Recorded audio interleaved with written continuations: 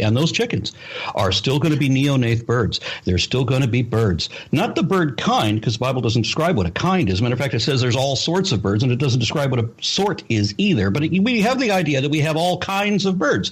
So we have kinds within kinds, which sounds like it's describing the same thing as clades, but the difference being, and this is the important thing that you keep missing, is that there has to be a point where they're not all related. So it says all kinds of birds, implying that there's different kinds of birds. So that we're individual creations, yet they're all birds. So why are they not the bird kind? Well, so can you give me those? Give me a distinction between kinds. You mentioned the law of monophyly. What is the ancestor between the pine tree and the elephant? What did that ancestor look like, and why didn't it always bring forth after its kind? Why did it diversify? It did. You mean an elephant and a pine tree are still the same kind? That's right. They're still eukaryotes. Okay. Well, I can help you recognize. If you get confused anytime, I can show you which is a tree and which is an elephant. I think probably. Well, I can do that too. I can do that too. See, you've described evolutionary principles for the last 5 minutes. I've no contest with that. I'm waiting for the creationist principles to come in.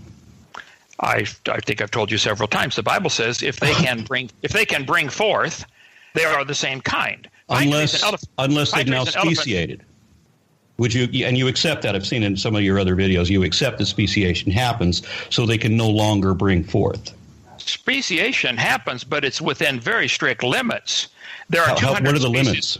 Well, there are 200 species of squirrels. Someday there may be 500 species of squirrels. That doesn't. And what are the limits? Squirrel. I think the limit is called squirrel. They're always going to be what's called a squirrel. Because of the law of monophyly, they're always going to be eukaryotes too. They're always going to be mammals. They're always going to be eutherians. None of those things are going to change.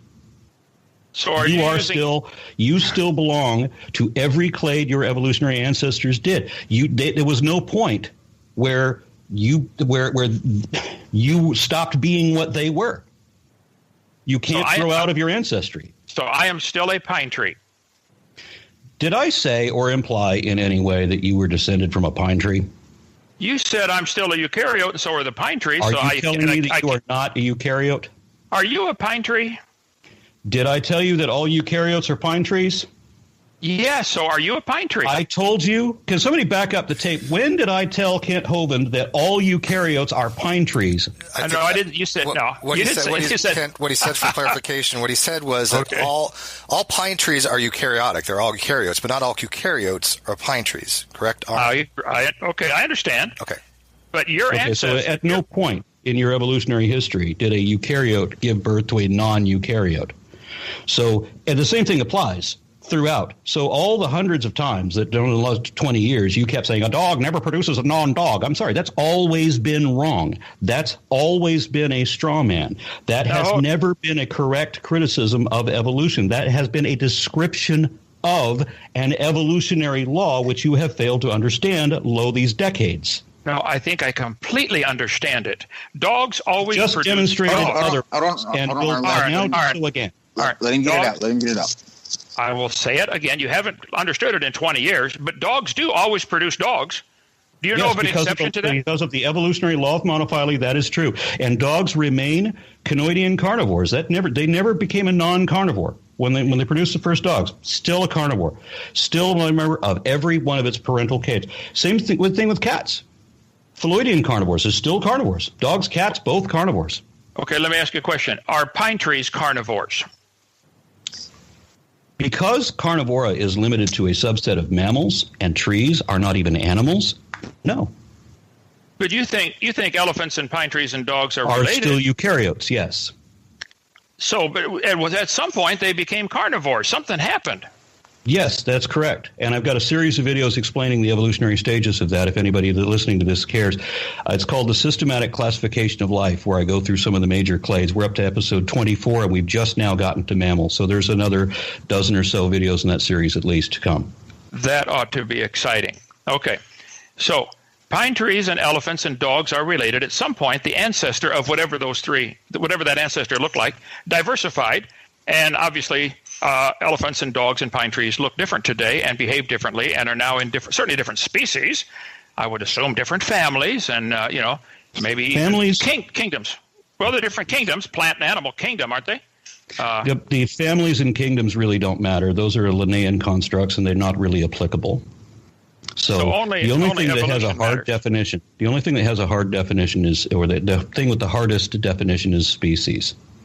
So everything else, all of these other taxonomic groupings, these grades that Linnaeus came up with, they serve only as signposts anymore, because he wasn't aware of how many increments there were between each of these different levels.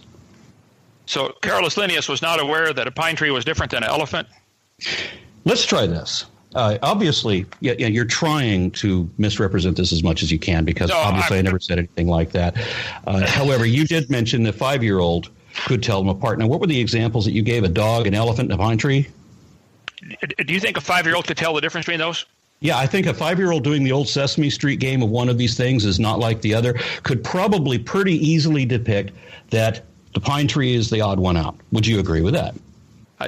Very good. You're slowly getting it. There's hope. Go ahead. Keep going. Okay. I can't imagine that anybody, even in your following, could possibly think that you're the one that understands this and I'm not. I think they all believe I understand it and you don't. But go ahead. Okay.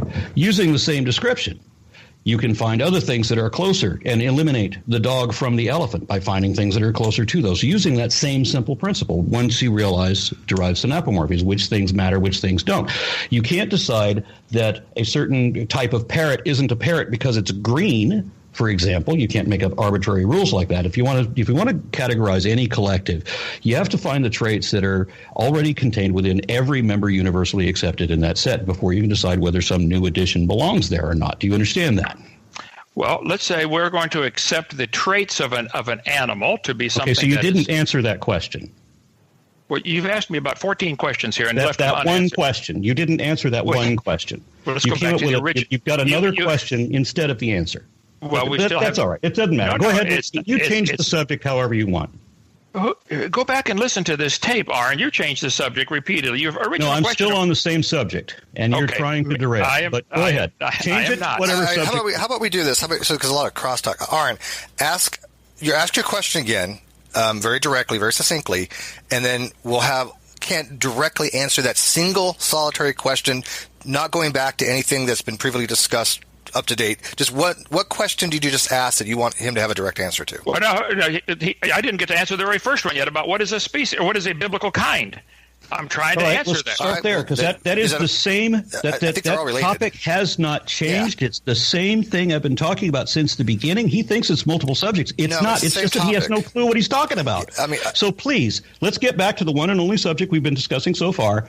Identify kinds as distinguished from other kinds. Give me a couple of different species, for example, that we can identify as being different created kinds. Things that ideally scientists would consider closely related. Not as far apart as you can find them, but something that scientists would say, well, these are both in this group, and you say, no, these are both individual creations. Give me that example. Okay, I have in front of me a picture that I got from the internet 2 days ago showing carnivora, which includes panthers, the skunk, the otter, the familiar dog, the Canis familiaris and Canis lupus, the wolf, and they have lines drawn connecting them all to a common ancestor. And I would like to point out that in the panther kind, there are, according to A2ZAnimals.com, 7 different subspecies of leopard, which differ in their appearance. The African leopard is the most common. I would suspect those 7 different leopards had a common ancestor, and it was a cat. Okay. So let me ask for clarification purposes. When I say kind, and you say kind, we are obviously talking about something different. Correct. Now, you are describing, though you aren't aware of it, you are describing a clade. And when I use the word kind as distinguished from clade, the only difference is that the kind begins with a special creation. So a kind will not be part of another larger kind. You follow me? I don't think the cat kind is part of the pine tree kind. I think so they're different. The answer was a yes or no question about whether you follow this. Evidently, you do not. Do you understand that a kind is the beginning of a clade, the crown of a clade, from which there is no commonality?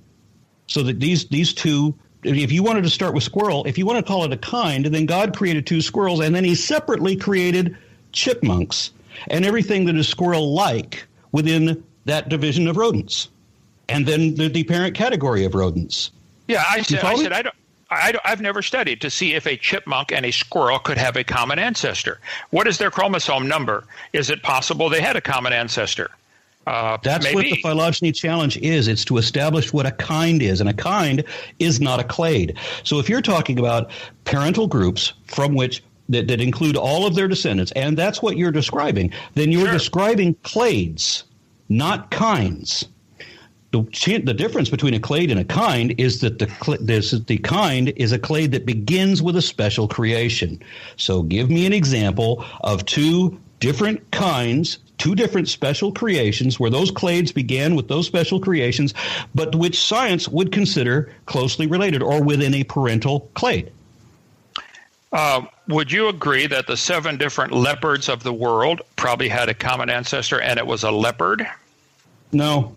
You don't agree with that? Okay. Well, no, I agree that the leopards would have a common ancestor that was a leopard, and that all panthers also have a common ancestor with other cats, and that macrodonts also have a common ancestor with panthers and felines, because there's 3 different distinctions for cats, and that the nymphorids also are related to cats with a common ancestor. And that we get to further down, we also have viverids included, and then we also have caninoids, which are the dogs, the bears, the weasels, the seals. All of these are genetically linked. It's not just lines on paper. And if you think that phylogenetics is just drawing lines on paper, then yeah, we need to have a long talk, and this is it. So at what point could you show me 2 different created kinds that don't share a common ancestor? Okay. I think the created kind, let's take the pine tree leopard example here, since we're on that. You believe they had a common ancestor. I do not. I think pine trees, I don't know how many varieties, I didn't look it up. How many pine trees are there? A lot. I mean, there's the loblolly, the longleaf, there's probably 1,000 varieties of pine trees. Now, whether they had a common ancestor or not is interesting. I don't know, but let's assume that they did. If we can get 1,000 varieties of pine trees from an original pine tree, that is not evidence that a pine tree and a leopard are related. It is evidence, however, that all of these conifers had a common ancestor, is it not? I agree. They probably did. So can you find me, same question, repeating the same question again, which you clearly you have demonstrated you do not understand the question, so I'm phrasing it again. Okay. I want you to give me not just another description of a clade, which you mistakenly referred to as a kind. No, that's not what a kind is. That's a clade. A kind is where the clade begins with a special creation. Can you give me 2 special creations that science would consider to be in the same parent category? Probably the 4 different. I don't know if I had my next picture here shows the 4 different species of skunks. I mean, because this picture showed a skunk and a leopard as being related. Yes, because skunks are mustelids, which are a subset of canoidea, and then your panthers, again, a subset of phyloidea, both within order Carnivora. So are you suggesting then that God created skunks but did not create any of the other weasels around it, that all other mustelids, or did he create a common ancestor of mustelids? And then we have to look at the common ancestor of mustelids along with the other related groups within canoidea. Is the mustelid, is a skunk your created kind, or is mustelid your created kind? Which is it? I don't know. That's a good question. I think that this textbook shows the otter also is in here next to the skunk as being related. There are 13 varieties of otters. And they have I gave you a hint that you needed to look up the phylogeny challenge before you address this, and you don't even know what the phylogeny challenge is. The phylogeny, as I've clearly demonstrated, is drawing lines on paper.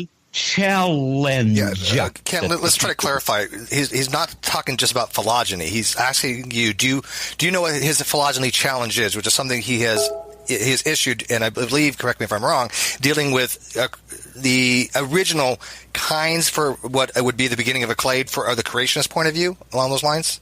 Yeah, I set it up so that most people who visit my channel would see the phylogeny challenge video first thing. Mm-hmm. Sure. You want to know what the original created kinds were and how that is distinguished from the other created kinds, and what prevents them from being connected. Is that no?